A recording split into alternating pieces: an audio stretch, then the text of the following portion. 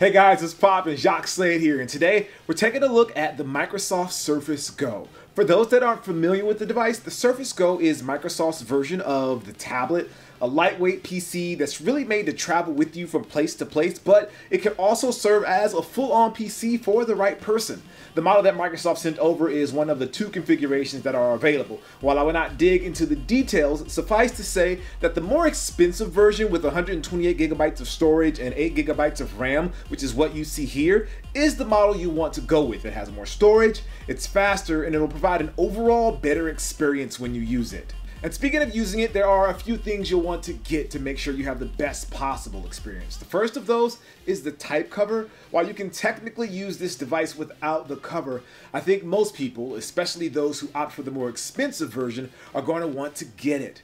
The only caveat is that the cover is a bit expensive, priced at $130. The keyboard, in a sense, costs almost 25% of the cost of the tablet. That percentage actually goes up to 32% if you get the base model, which definitely seems a bit pricey. Now, in its defense, it is a really nice keyboard. Putting the cost aside, the cover really does make the experience better all over.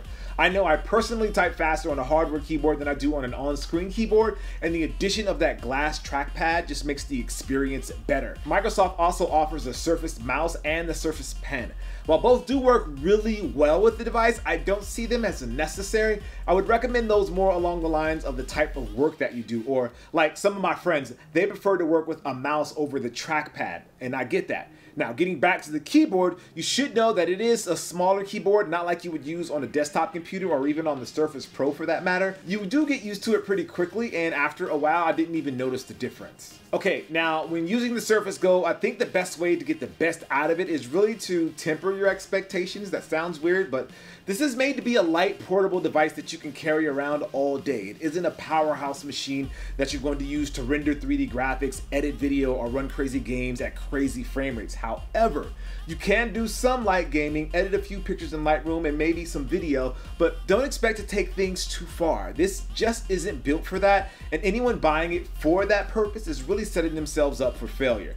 The model features an Intel Pentium Gold processor, and I'm not going to pretend like I know all the technical details behind that processor, but I do know that it isn't very powerful and that it is specifically a mobile processor. From what I understand, it's more like an i3 processor as opposed to the i5 that most computers nowadays. Now, that isn't a bad thing. Again, this is more for those who plan to pick it up to edit 4K video. This just isn't the device for that. Size-wise, the Surface Go sits at 10 inches, and it has a really nice screen at 1800 by 1200, which is a 3:2 aspect ratio. The case is made of magnesium and feels solidly built, and on the port side of things, you have a few options. There's a USB-C 3.1 port, which means you can actually charge through that port. There is a micro SD slot for adding storage up to 1 terabyte, a headphone jack, and then there's also the Surface Connect port for power. Now, if you've been around phones for the last few years, you know that bezels are slowly but surely disappearing. But I don't know if that's something you need as much with a tablet, and apparently Microsoft didn't either because the bezels here are pretty thick. Design-wise, the corners are rounded a little bit, which makes this feel a little bit better in the hand. If you plan on taking pictures with your tablet, some people do that, know that you have a front-facing camera and a rear-facing camera that are 5 megapixels and 8 megapixels respectively, and they both give you 1080p video.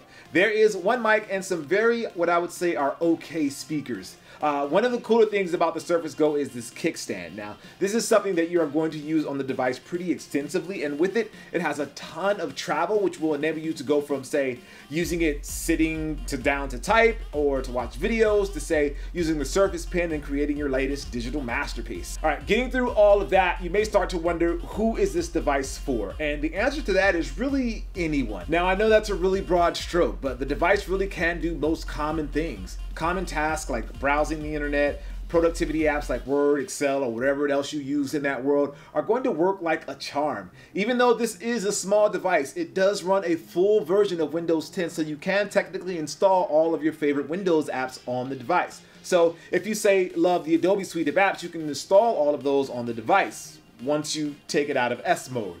For the uninitiated, S Mode is a version of Windows that only allows you to install Windows Store apps. While there are a ton of apps in the store, I suspect most people will want to exit S Mode and just use the Surface Go in a regular Windows 10 mode. If I'm going to be completely honest with you guys, that's the first thing I did when I got it. Performance-wise, there is very little this computer can't do efficiently when it comes to common tasks. But again, you do have to temper your expectations. You're not going to be able to do anything really complicated in After Effects without it quickly starting to affect the computer's performance. Like I said in the beginning, this is a small, lightweight, portable computer that you can carry around all day. Despite only being 1.5 pounds, you can expect the battery to last you up to 9 hours, which should be more than enough for most folks. And if things get in a pinch, you can also start charging it via that USB-C port. At the current price of $399 for the base model and $549 for the upgraded model, which is the model you should probably get, there are a few things to consider. First of those is, how are you going to use this device? I see this as something for students, young or old,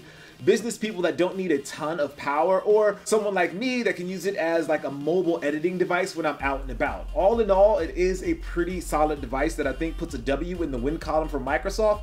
At this size and price, I see this as something most people looking to pick up a new computer, mobile or not, should probably put on their list. So those are my thoughts about the Microsoft Surface Go. Obviously, you guys need to do your own testing and look at the device and see if it's something right for you. But I just wanted to give you my quick opinion and my thoughts on the machine. I am Jacques Slade. As always, I appreciate you guys, and I'll see you soon. Peace.